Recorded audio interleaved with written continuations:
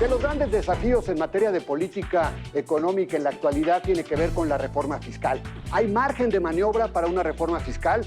¿Puede ser posible realizarse una reforma fiscal? Justamente es el tema. Vamos a platicar con Carlos Hurtado. Él es el director general del Centro de Estudios Económicos del Sector Privado, el CESP. Acompáñenos. Se discute siempre en México sobre la necesidad de una reforma fiscal profunda, local, estados y municipios cobrando más impuestos, alimentos, medicinas, temas que tenemos que entrar a discutir en México. Vamos a hablar de eso, acompáñenos aquí. México necesita una reforma fiscal. La pregunta es cuándo se hará y qué características tendrá. Es necesaria una reforma que ayude al crecimiento, pero también hay asignaturas pendientes en materia de redistribución. ¿Cómo resolver este tema? Es parte de lo que hablaremos hoy en #Tu Economía en Juego. Comenzamos. Más que nunca tu economía y la mía están en juego.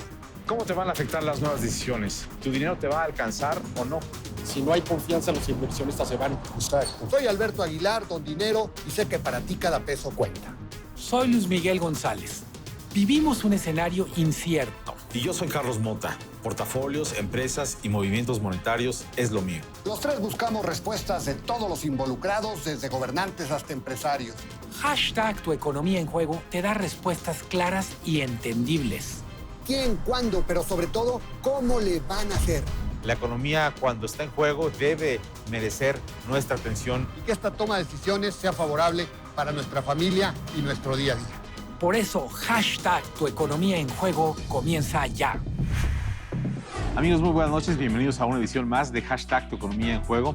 Hoy nos acompaña Carlos Hurtado. Él es el director general del Centro de Estudios Económicos del Sector Privado. Vamos a hablar de la reforma fiscal y de varios temas económicos. Carlos, ¿cómo estás? Bienvenido. Muy bien, gracias. Gracias por estar con nosotros. Muchas gracias a ustedes. Luis Miguel González, como todos los miércoles. ¿Cómo estás, Luis Miguel? Encantado de estar por acá. Buenas noches. Alberto Aguilar, ¿cómo estás? Hola, Carlos. Qué gusto saludarte, amigos. Muy buenas noches. Carlos, pues se ha hablado durante mucho tiempo de la necesidad de que México vaya a una reforma fiscal. El presidente Andrés Manuel López Obrador ha sido muy enfático de que en su gobierno no habrá una reforma de tal magnitud, de tal tema, pero la propia Secretaría de Hacienda sí ha deslizado de pronto esta idea. ¿Qué piensa el sector privado al respecto? Hay la expectativa muy amplia por parte de muchas personas que habrá una reforma fiscal prácticamente de manera inexorable. Simplemente los tiempos políticos me parece que podrían aconsejar no hablar de ella en este momento y yo entiendo la posición del presidente. Ahora bien, nosotros lo que hemos sostenido en varias reuniones, puede haber la necesidad, dado que el primer año de gobierno se pudieron mantener las finanzas públicas en orden, y yo creo que este año también va a pasar, pero haciendo uso de recursos que no son recurrentes, de ingresos que vienen del Fondo de Estabilización del FEIP, de los fondos que tenemos de estabilización y otras cosas. Y por otro lado, pues los programas emblemáticos sociales del presidente, el primer año de gobierno, como es natural, estuvieron muy lentos, pero yo creo que ya este año y los próximos van a estar a todo lo que dan. Y entonces quizá si hay necesidad, si se quiere mantener el equilibrio fiscal, que el presidente también parece determinado a mantenerlo, pues de más ingresos. Y de ahí viene la percepción de que será necesario una reforma fiscal. Ahora, se utilizaron fondos del Fondo de Estabilización, recursos del Fondo de Estabilización, Carlos, el año pasado, y por eso hubo finanzas públicas estables. Este año todavía queda un cacho de ese Fondo de Estabilización. Me parece que se va a tener que utilizar porque obviamente la economía, al no crecer, pues esto genera que haya una menor recaudación. En ese sentido, digamos, ¿cuál es la importancia de esta reforma y hacia dónde tendría que ir, Carlos? Sí, tienes razón que al crecer menos la economía menos que el supuesto sobre el cual se basó el presupuesto que se aprobó para 2020, habrá menos ingresos por el lado tributario, es decir, la recaudación impositiva será menor a la que ahí aparece. Entonces sí va a haber necesidad. Usar lo que queda en el Fondo de Estabilización de Ingresos Presupuestarios es legal, que es lo que hemos sostenido nosotros, no hay ninguna arbitrariedad en ese sentido. Sin embargo, creemos que no es lo más aconsejable. Nosotros pensamos que para el año pasado, pues la verdad es que casi nadie previó que la economía iba a crecer cero, como lo hizo, ¿verdad? Y entonces sí, digamos, el uso del fondo del FEIP para cubrir el faltante desde mi punto de vista se justificó porque fue una contingencia, es decir, no sabíamos que iba a crecer tampoco la economía, más bien que no iba a crecer. Hay un consenso de que se necesita una reforma fiscal, pero donde no hay un acuerdo es qué tipo de reforma fiscal. En términos muy simples, podemos hablar de una reforma fiscal que incentive crecimiento, pero también una reforma fiscal que promueva la redistribución, está en el aire. ¿Cuál es tu visión sobre estas posibles reformas fiscales? Exacto. En ese dilema que tú planteas muy bien, hay aquellos que defenderían una reforma muy redistributiva.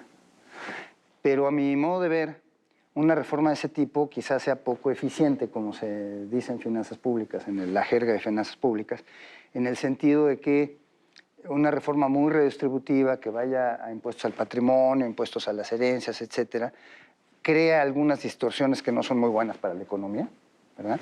Y además no da muchos recursos. Tenemos el impuesto sobre la renta de las empresas desalineado, porque está más alto que el de Estados Unidos. ¿Verdad? La reforma que, a veces ya no se habla de ella, pero la reforma que se hizo hace 2 años, ¿no? En Estados Unidos, bajó sustancialmente la carga impositiva para las empresas. Y ya está un poco desalineado. Y tenemos también el impuesto sobre la renta de las personas es muy alto.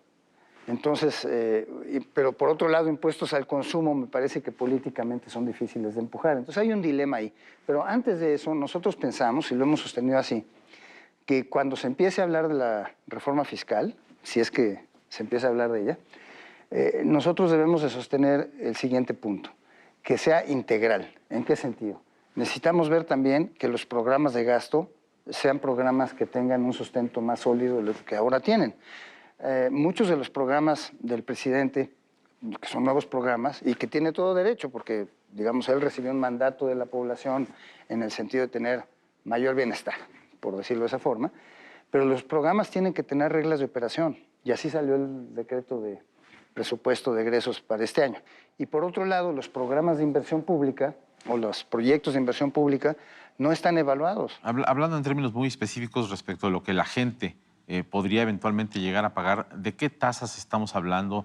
¿De IVA en alimentos y medicinas? ¿De pago a impuestos locales de manera más específica en estados, municipios? ¿De qué estamos hablando de la necesidad urgente que tiene este país al respecto? En mi opinión, el IVA, la tasa del IVA en México es una tasa adecuada. Ahí siempre muchos hemos pensado que las excepciones que hay en alimentos y medicina genera hoyos en el sistema y baja recaudación. Sin embargo, algunos de los especialistas, que yo no soy especialista en impuestos, pero algunos de los especialistas muy respetables opinan que hay algunas reformas que se deben hacer a la forma de recaudar, de manera que con lo que tenemos se pueda recaudar más. Es decir, a mí me han informado, pues no lo puedo probar, pero me lo han dicho gente que le tengo confianza en estas cosas, que hay países que tienen excepciones similares y recaudan, guardando las proporciones, más que México. Entonces hay cosas que se pueden hacer en el SAT en términos de sistemas, etcétera, que yo por el momento desconozco. Estoy repitiendo lo que dicen los especialistas.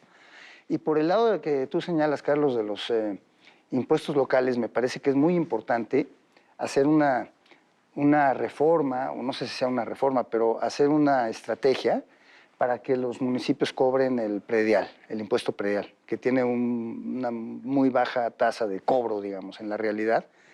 Y es importante que se haga no solamente por motivos fiscales, ¿verdad?, para que tengan más recursos los municipios, sino también es una cuestión, pues ahora sí que de empoderamiento político y de corresponsabilidad de ese nivel de gobierno, ¿no?, en lograr mayor recaudación y hacer obras y prestar servicios a su población. Creo que ahí estamos muy fallos y eso podría dar muy buenos resultados. Es algo también en lo que muchos de nosotros hemos estado pensando y que se puede hacer. El problema ahí con el predial es que no todos los municipios en México son como la Ciudad de México, como Guadalajara, Monterrey, etcétera, sino que hay muchos con muy baja capacidad de gestión para eso. Entonces es difícil, pero se podría hacer un esquema de incentivos para que reaccionara la recaudación por el lado del predial. Carlos, hablando de impuestos, en los últimos días el SAT ha estado muy activo, pues con las empresas, ya presentó su plan con las empresas hace unos días y pues se les ha advertido que si hay partidas que no les gustan, van a haber auditorías express y que pues les convocó a autocorregirse.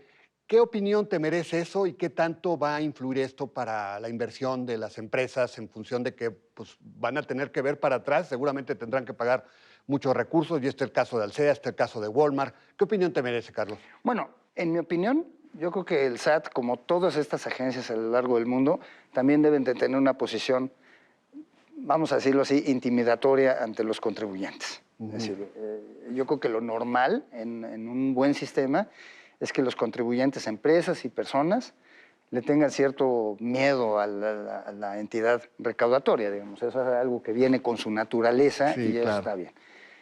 Creo yo que en el discurso ha faltado un poco de prueba acerca de algunas presunciones.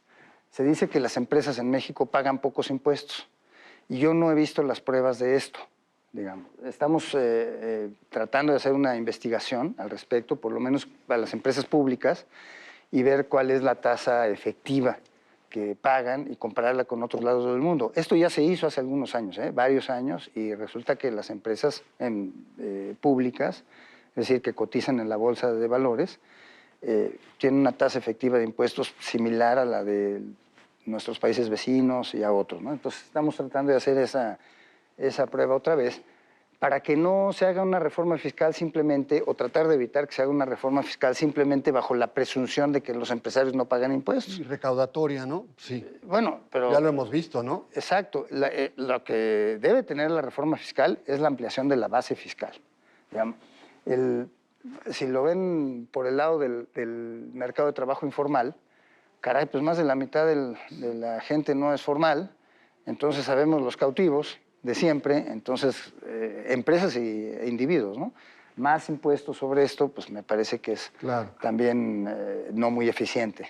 Yo creo que los inversionistas, y me refiero a inversionistas no de inversión física, sino de inversión financiera, ellos ven dos cosas en México y creo que es lo que los tiene aquí. Que por cierto, a ver cómo salimos en esta semana con todo lo que está pasando, pero lo que los tiene aquí es que las tasas de interés son atractivas, o han sido muy atractivas. O sea, todo este arbitraje que se dio el año pasado hizo la inversión en México, pues, creo que la más atractiva en todos los mercados emergentes, ¿no? Entonces, y también junto con eso, y de igual importancia, la señal de equilibrio fiscal. Entonces, si se rompe alguna de esas dos cosas, podemos estar en problemas. Pues Carlos, muchas gracias por acompañarnos. Muy buenas noches. Muchas gracias a ustedes. Gracias. Luis Miguel, buenas noches, gracias. Buenas noches, gracias. Gracias, Alberto, buenas noches. Gracias, buenas noches a todos. Gracias. Y gracias a usted por acompañarnos en esta ocasión aquí en #Tu Economía en Juego. Nos vemos en la próxima.